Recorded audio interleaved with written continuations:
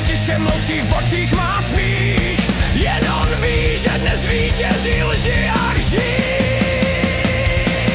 Chodská krev z hlíny a vzdoru, chodská krev neskloní hlavu, chodská krev povstala proti pánu, chodská krev, když tělo padne, hlas zůstává. V čele lidu Jan Sladký Kozina povstává.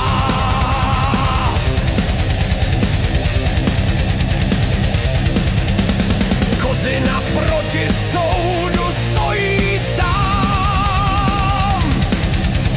Věděl, že za ním stojí prostý lid a žádný klam.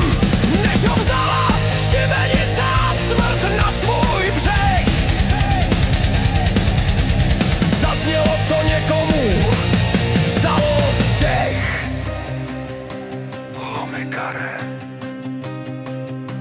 Lomikare, do roka a do dne tě zvu na boží soud.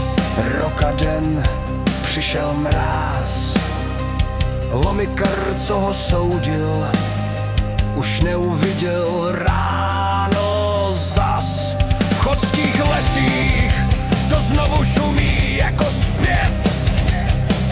Chod nikdy neklekne, když na něj se snese pán.